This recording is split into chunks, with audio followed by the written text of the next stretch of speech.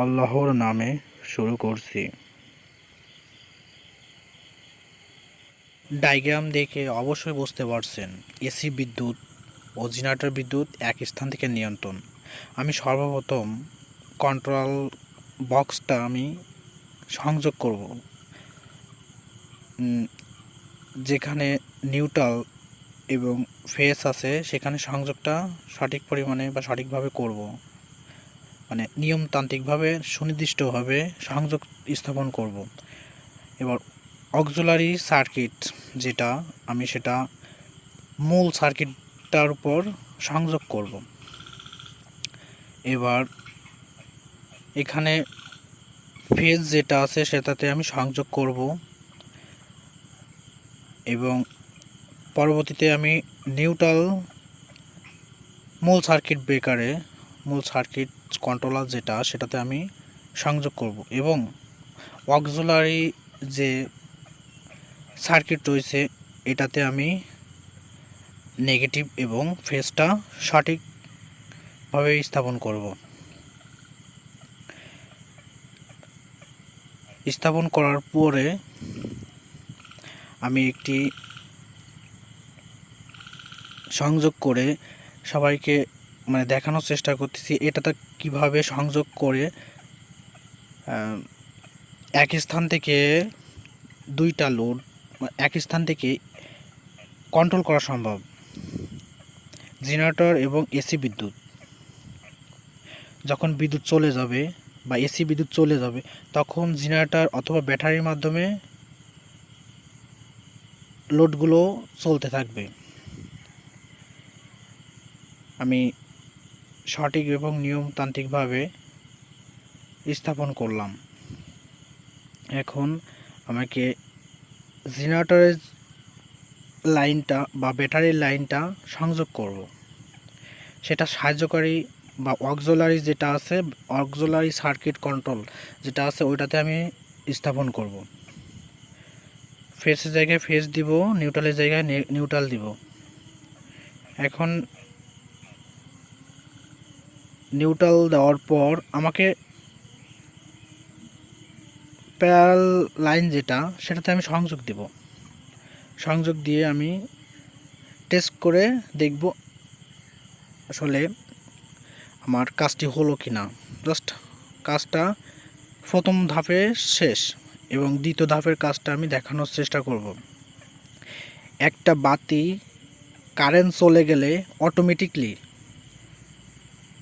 Automatically generator অথবা ব্যাটারির মাধ্যমে চলবে, সেটা অটো সার্কিটের মাধ্যমে করা সম্ভব। আমি প্রথমত সার্কিটের নিচের অংশ নেগেটিভটা আমি নিচের A1 এবং ফেজটা A2 মানে এটা সংযোগ করব। সংযোগ করার পর আমি বিদ্যুৎ দিব। বিদ্যুৎ দেওয়ার পরে অটোমেটিক্যালি যখন বিদ্যুৎ থাকবে মানে এসি বিদ্যুৎ থাকবে তখন লোডটি চলতে থাকবে। যখন বিদ্যুৎটি চলে যাবে তখন অটোমেটিক্যালি লাইনটি বা লোডটি চলতে।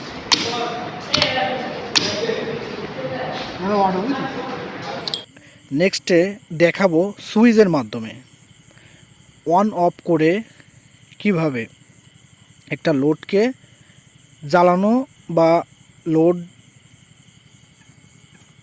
থেকে আমরা ব্যবহৃত এনার্জি কিভাবে পাই, সেটার মাধ্যমে আমরা যার মাধ্যমে পাবো সেটা করার জন্য আমি প্রথমত দুইটা সুইচ নিব। সুইচের প্রথম অংশ যেটা চারটা অংশ থাকবে, তাতে চারটা পোর্ট থাকবে। নিচের পোর্টটা আমি দুইটা ফেজ তার, এখানে সব ফেজ তারের সংযোগ হবে, শুধুমাত্র নিউট্রাল সংযোগ হবে সার্কিট, মূল সার্কিট কন্ট্রোলার সার্কিট যেটা ওটাতেই সংযোগ হবে।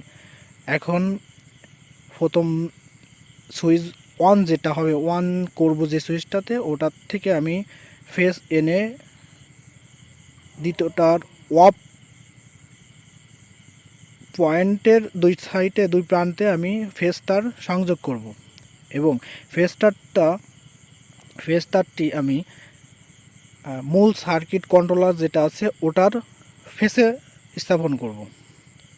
আমি যেটাতে অফ করব সেটা, এবং A1 যেটা আছে সেটা হলো ওয়ানের, মানে আমি যেটাতে অন করব সেটার ওয়ানটা হবে এক প্রান্ত হলো ফেস, মানে A1-এ সংযোগ হবে, এবং দ্বিতীয় অংশ হবে উপরে অক্সিলারি অক্সিলারি অক্সিলারি পয়েন্টের পাশে সংযোগ স্থাপন করতে হবে।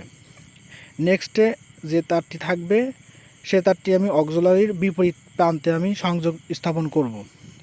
সংযোগ স্থাপন করার পর